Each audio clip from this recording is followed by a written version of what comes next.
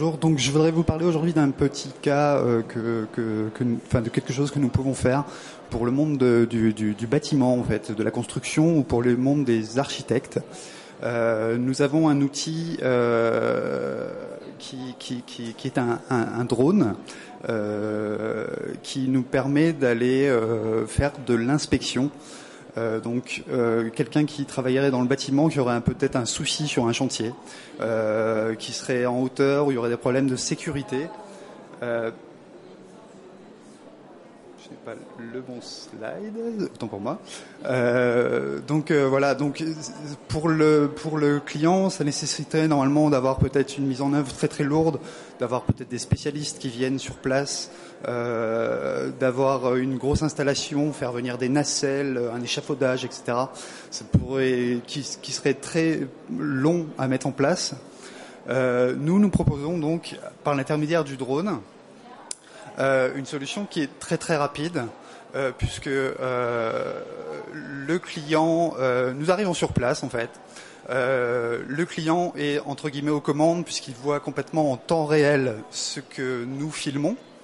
Donc il peut nous guider à travers l'espace pour savoir exactement aller à l'endroit où il y a le souci qu'il veut vérifier. L'intérêt, c'est que nous avons un drone qui est très puissant, donc qui permet de prendre justement des caméras de cinéma. Donc ces caméras sont 4K, je ne sais pas si ça vous parle.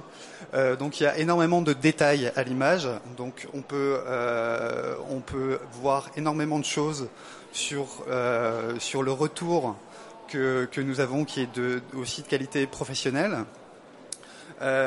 L'intérêt, c'est aussi que si un expert doit venir de quelque part ailleurs en France ou dans le monde, on peut diffuser les images en temps réel par Internet pour que quelqu'un puisse, à l'autre bout du monde, observer ce qui se passe sur le site et pouvoir interagir directement.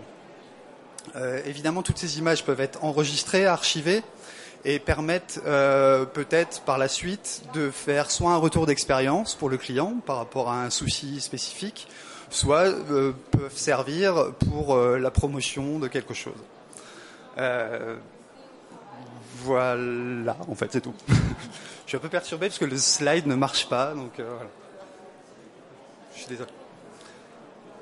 Mais est-ce que dans ce cas-là, peut-être nos membres du jury ont des questions à poser ? Oui ? Moi j'en ai une. Oui. C'est Jean-Luc, on peut se tutoyer. Tu parlais du bâtiment. Est-ce que ça permet de détecter, parce qu'il y a une application qui pourrait être intéressante dans le bâtiment, c'est tout ce qui est pont thermique ou des fuites. Est-ce que c'est quelque chose à laquelle vous avez déjà envisagé ou pas ? Alors là, on l'a envisagé, parce qu'évidemment le drone peut emporter n'importe quoi.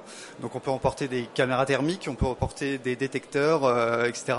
Évidemment, l'intérêt par rapport à ce genre de choses, c'est que c'est complètement sécurisé. C'est-à-dire que s'il y a une fuite de gaz ou des choses dangereuses, il n'y a aucun être humain qui s'en approche. On peut détecter tout ça à distance avec des retours en pleine qualité qui se font au sol à quelques dizaines de mètres de là, donc complètement sécurisé. Donc ça, c'est quelque chose que vous proposez dans vos services alors ? Tout à fait. Pardon, est-ce que le drone nécessite un manipulateur tout le temps, en permanence ? Tout à fait. L'automatisation.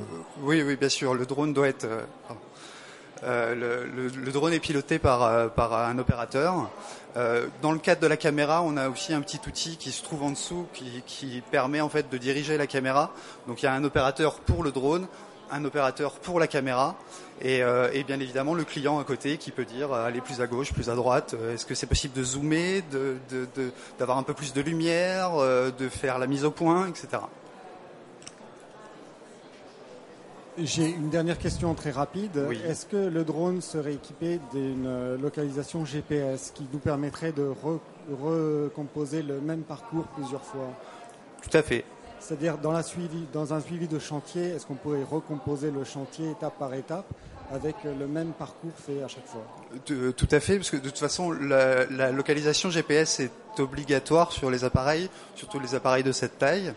Donc c'est possible. Merci beaucoup. Merci à vous.